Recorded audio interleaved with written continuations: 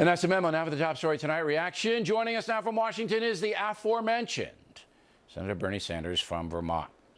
So Hillary Clinton's way too conservative for you, right, Senator? I wouldn't say she's way too conservative.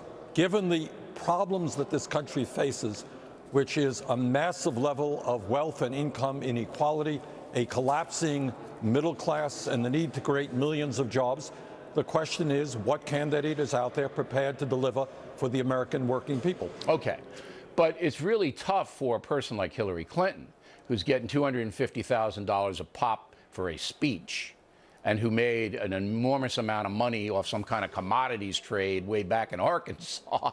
I think she invested $1,000 and came away with $100,000. It's got to be pretty hard for her to attack the financial system and high-wage earners, is it not? Well, it may be, but it's hard for any of the candidates out there who today are receiving huge amounts of money from the very wealthiest people in this country. But that describes her to a T. She's receiving huge amounts of money, and not only from people in America, but from Saudi Arabia and you know, God knows where. But Bill, let's be fair.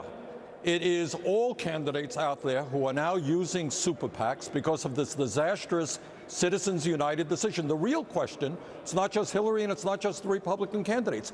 Can a candidate run for president of the United States today trying to represent working families? Can you run a decent campaign, or must you be dependent on billionaires? No, you can, but you have to be charismatic. You have to be grassroots, because the folks will donate to somebody they believe in. I mean, that's what a few candidates are trying to do now, who don't have, you know, the cachet or the connections to raise the money. Look, I don't like the money either. But what I'm trying to tell you is, in the Democratic Party, of which you're a member.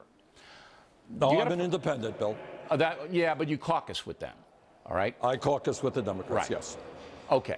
You got a big problem here. If you're going to attack the financial system, the bankers and the fat cats, you're using a person who's exploited the financial system and who is a fat cat to do it. That's not going to fly. All right. Well, look, here's the situation. I voted against the Wall Street bailout. I happen to think that the concentration of ownership on Wall Street, where you have 6 financial institutions having almost $10 trillion in assets, is very dangerous for this country. I think we need to break them up. And if you're asking me, how many candidates have the guts to say we got to break up these huge Wall Street firms? That's a good question. No, I don't know of anybody else who's thinking of running. There's nobody on the grid. Well, then you got to run, because nobody on the grid right now is going to go that far. You know, Teddy Roosevelt did a little bit of what you're suggesting. Yes. And I think that's right. If you would present it in a way that it isn't the government running the economy, that you might get a hearing on it. But unfortunately, you know, socialists, and you're one of those, want the government to run the economy. I'm a democratic socialist. Yeah. And socialists want the government to run the economy. One second. All right. First of all, let me agree with you and then disagree with you. If Teddy Roosevelt were alive today, Roosevelt, a good Republican, he would break up these huge financial institutions on Wall Street and a lot of other industries as well, because we have a huge concentration of ownership in this country that is very dangerous. Second point, as a democratic socialist, whose view is similar to many governments throughout Europe, no, I do not believe government should control everything. But I do believe that health care should be a right of all people.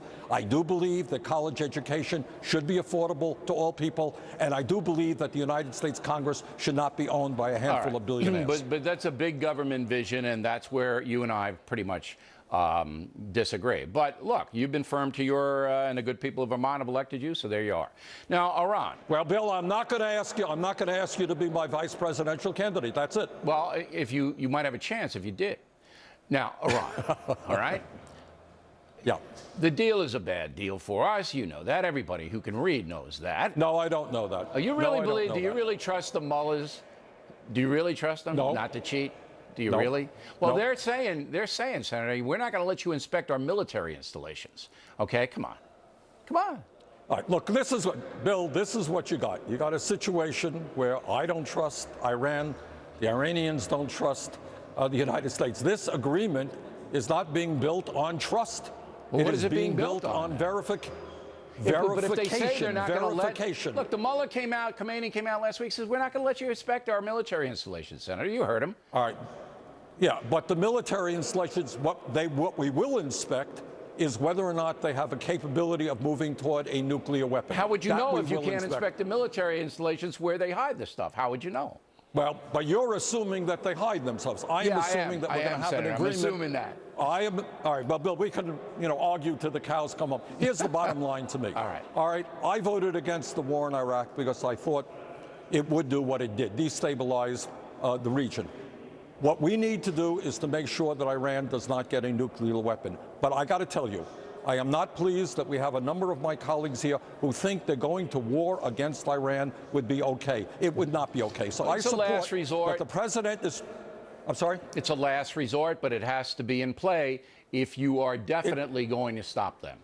Last But word. it's a horrible resort, and we have to course. do everything that we can to prevent that. All right, but we can't be foolish, and that's what No, I we think cannot be everybody foolish. wants, a deal that would be good for the free world.